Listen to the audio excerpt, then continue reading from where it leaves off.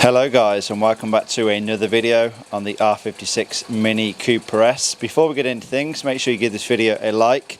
It really does help me out and it shows your appreciation.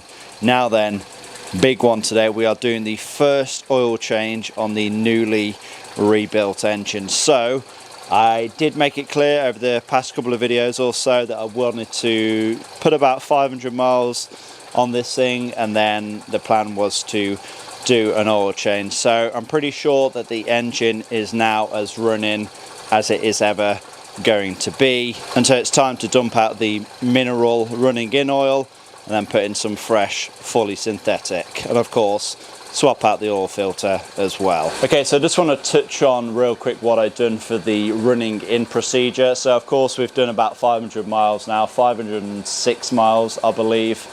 And essentially all I'd done was drive the car normally. You know, I didn't take the revs over around 4,000, and I didn't really take them any lower than about 2,000 on regular driving.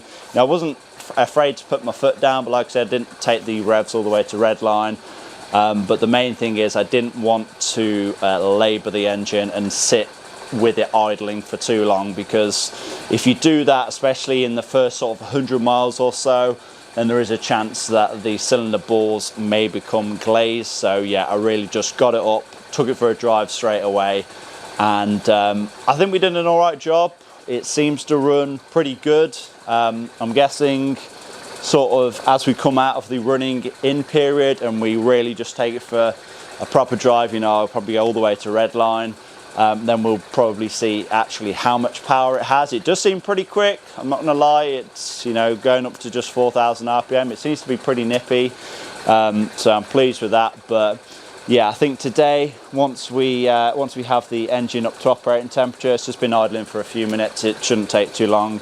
I'm gonna get the oil nice and warm, drain that of course, remove the original oil filter, and then see if we find any nasty surprises in that. There may be the odd speck, you know, from the piston rings or from the cylinder bores, and then there may be the odd grain of dirt that was inside the engine. I don't really think there should be, because like I said, I thoroughly cleaned everything about 10 times, but I'm sure we'll see anyway. But yeah, we'll let it get up to temperature, then we will drop the oil.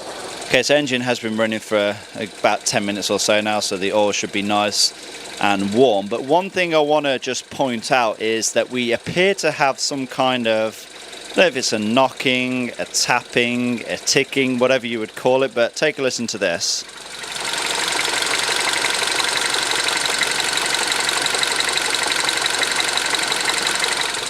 Is that normal? I really don't think it's anything serious, because it only seems to occur on idle. You know, when you rev it, it doesn't like increase with the revs or anything.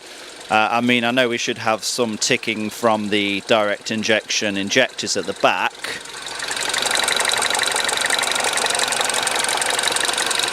But this appears to be coming from, I don't think from the timing chain, I think it's possibly coming from maybe one of the hydraulic lifters.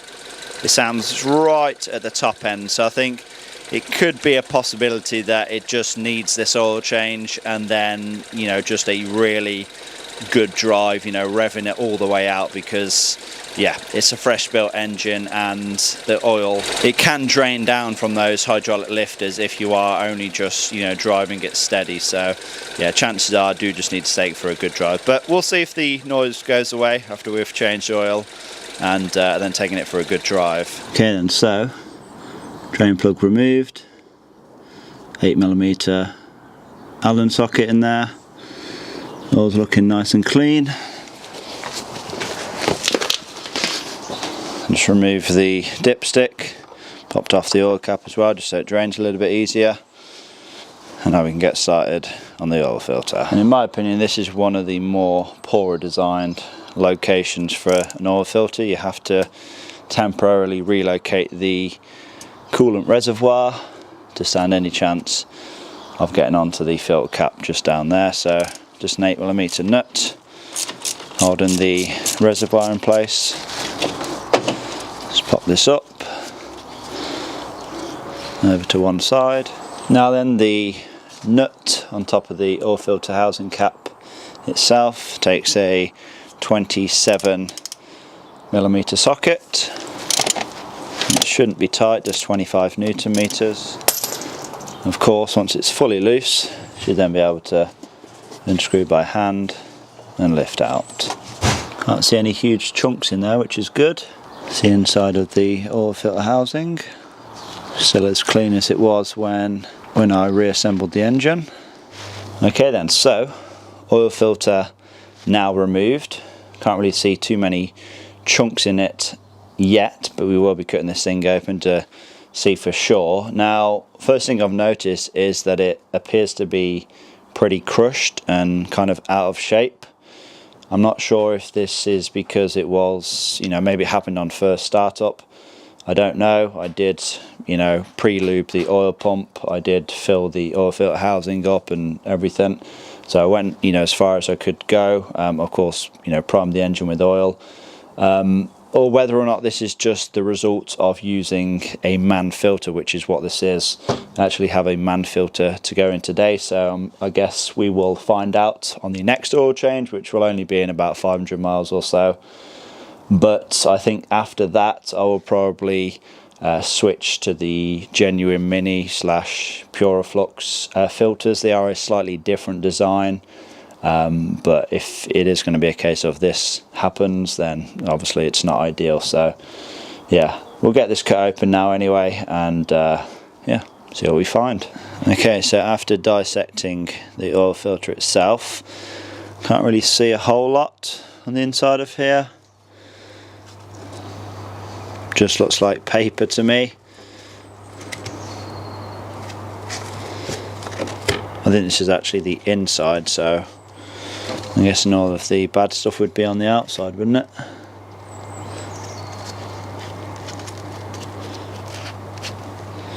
Maybe a couple of flakes of silicone sealant in there. Can't see anything metallic though. Don't know how well you can see that, but a few microscopic grains of dirt of some sort. Doesn't really feel very rough.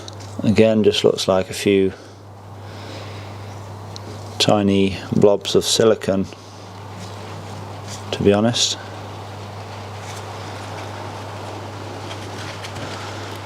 I can't tell if it's silicone or if it's just like the paper itself just mushed up. As you can see, it's all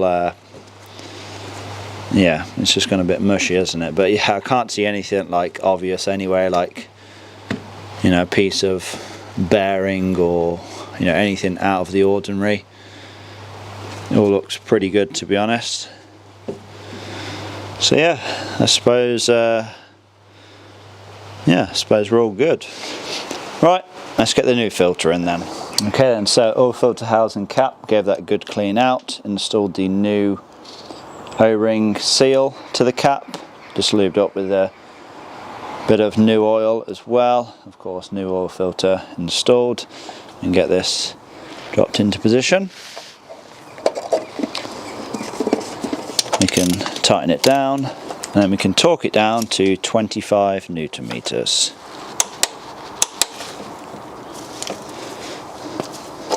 There we are. We'll get the coolant reservoir put back in its place as well.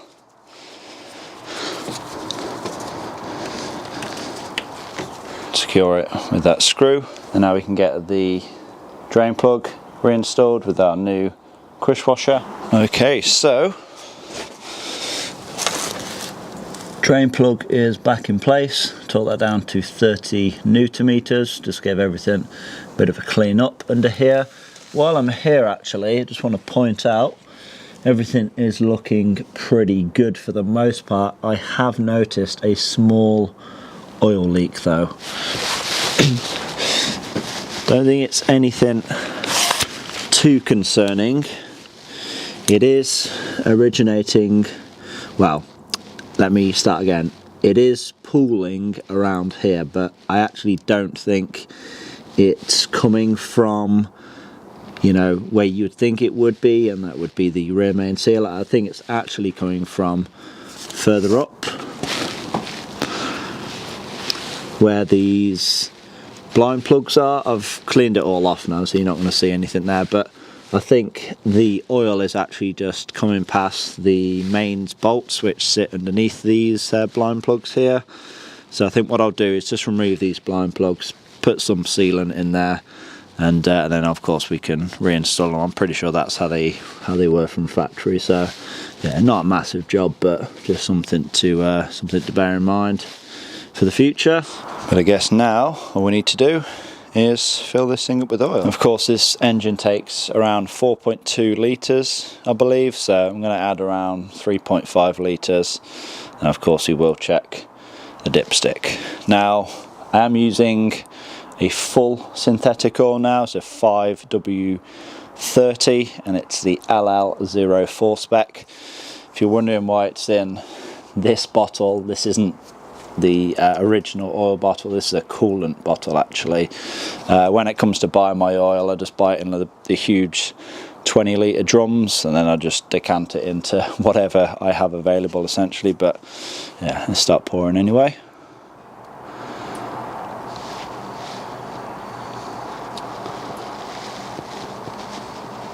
It will be interesting to see if the engine sounds any different on a full synthetic oil.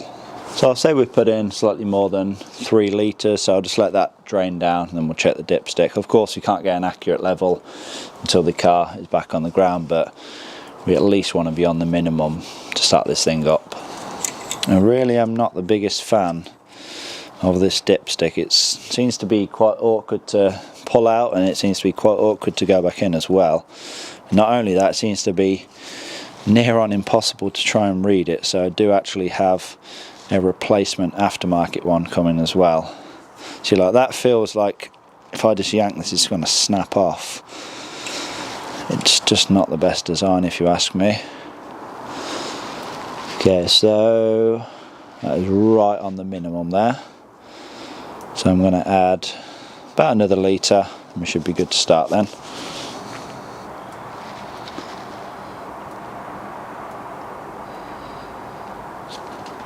Okay then, let's get this engine fired up.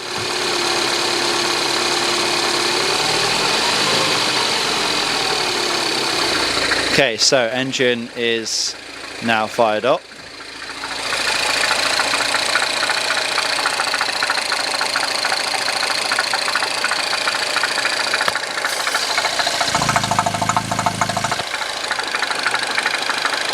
We still have that top end tapping slash rattle. What I'm thinking it is probably the hydraulic lifters. I have had a similar thing on another car and it did just need to go for a good drive. So yeah, we'll get this thing down on the ground anyway, and then we will of course check the level, fill it up to the max mark, and then we can take this thing for a good drive. Okay then, so there we go, car now back on the ground. Just had to add around 500 millilitres of oil or so just to take it to the max mark. That dipstick is ridiculously hard to read. You think it's at the max, you then turn it around, it's only halfway. So I think I am for sure definitely going to be getting an upgraded one. What else? Engine still sounds the same, still getting that tapping, rattle, knocking noise on the top end. Is it normal? Please let me know in the comment section below. Like I said, before we done the engine rebuild, I never actually heard what the engine sounded like, so it could be normal, I don't know. But I think I am going to be taking it in the next video for its first proper drive, and I am going to definitely give it a good old thrashing. Going to take it all the way up to redline, of course, once we've got the engine up to temperature, because yeah, the engine is well and truly broken in now. There's nothing else we can really do. Some people will say, oh, it takes 1,000, 2,000, 3,000, 5,000 miles to break an engine in. It doesn't. The engine is going to be broken in more than likely after the first 100 miles or so. So you may as well, you know, change the oil after that and then just enjoy the thing. So that's exactly what I intend to do. But yeah, hopefully you all have enjoyed this video anyway. Please remember to give it a like, leave a comment down below, subscribe if you have not already done so, and we'll see you all in that next one.